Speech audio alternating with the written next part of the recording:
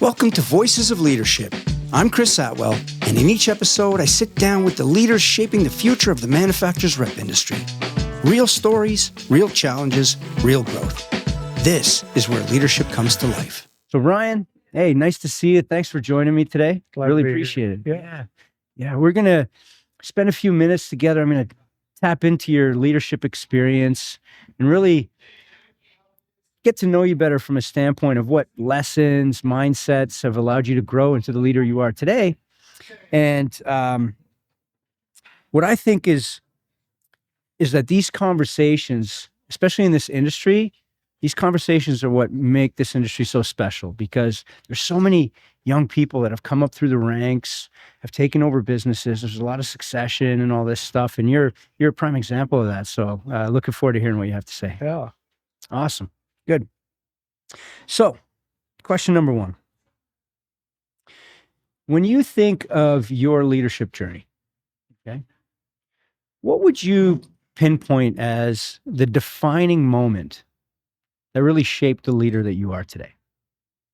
It's hard for me to come up with any singular moment, because I think, what shapes you is your entire life experiences. And so I'm thinking back as a kid playing Little League, and you had the coaches that treated you right and how you wanted to play hard for those coaches. And then you had the coaches that were complete jerks to you, and how you just kind of lose heart. And so I think, starting in that, moving into college career, and then beyond college and entering the workforce, like seeing a lot of different styles. Like I discovered the leaders that I want to work for and work hard for versus the leaders that that bring more authoritarian type mentality. And so, I wanted to work with those who served their people. And so that's been really one of the more defining things that I've noticed in my leadership style is really kind of treating my peers and my employees as a customer, just like I would treat a real customer. Yeah, beautiful.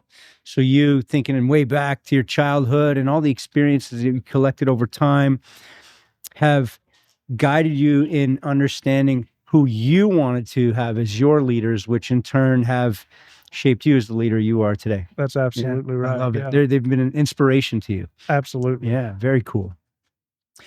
As leaders, we often have to face a lot of tough moments. Right? Because business isn't easy and leadership sure isn't easy. What would you say is one of the most challenging things you've ever had to deal with in your leadership? And what did you do to overcome it?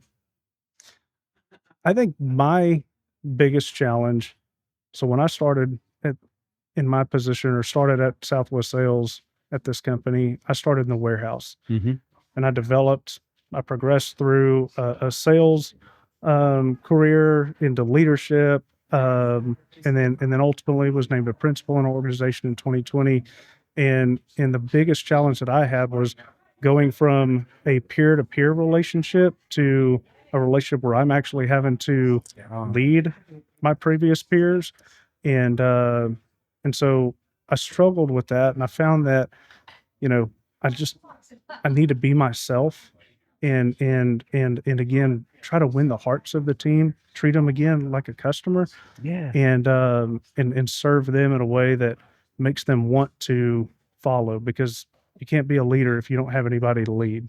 Yeah, what a great example. I mean, you literally started at a ground level role within the organization. You move up the ladder, you step into leadership, and now all these people who consider you a friend are now literally reporting to you, which shifts the dynamic. And there could be different ways to approach that. But what I'm hearing is, for you, it's really allowed to shape your authenticity as a leader, because as much as you respect them as peers, you do have this responsibility as a leader, and you got to show up as the best version. That's right.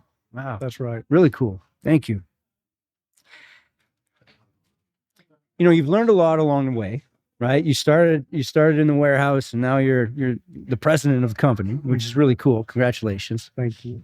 What would you say for Ryan, the most important habits and routines you keep close to your heart that allow you to show up as a leader every day? I think staying organized Mhm. is one of the key things. I mean, if I'm going to be leading a team, then they're looking for direction. So you got to stay organized. I'd also say um, interacting with the team.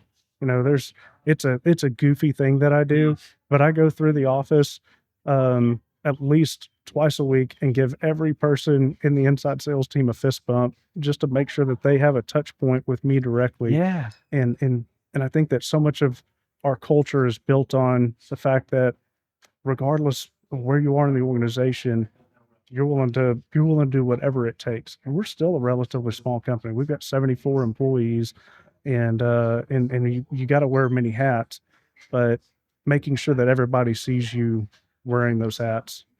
Yeah. So there's a routine around you staying visible with your team members at all levels, particularly inside sales in this case.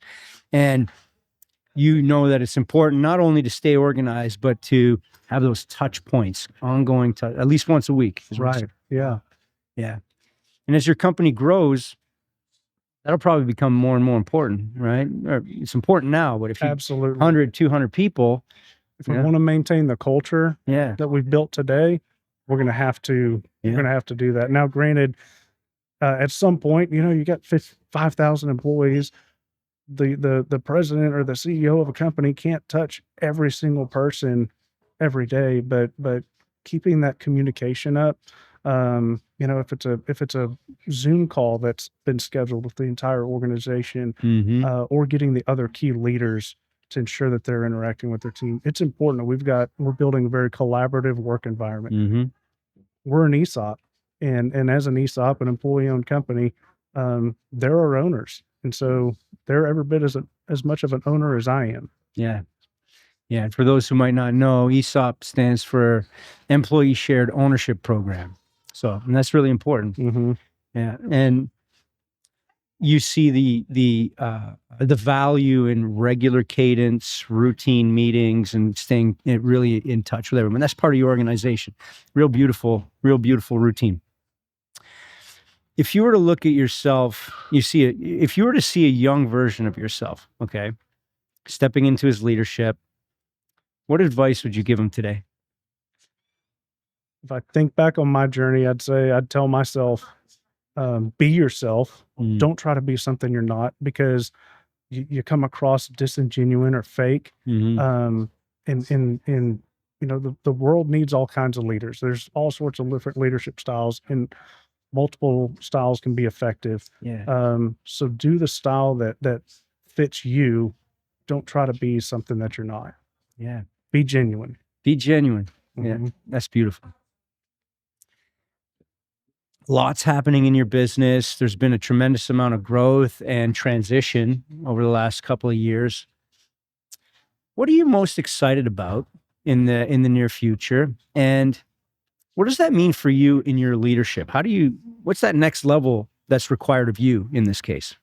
I think the biggest thing that I see in our industry today is, look, we've got these could be perceived as opportunities or challenges, just depending on which way you look at it. But we've got industries consolidating. You've got channel conflict where retail's moving into trade, and you've got the e-commerce component to all of that.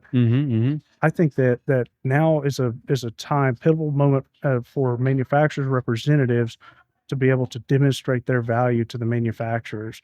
And that can be done in a number of ways. I mean, it's data and analytics, which is one that we've adopted early in the process to demonstrate value through that.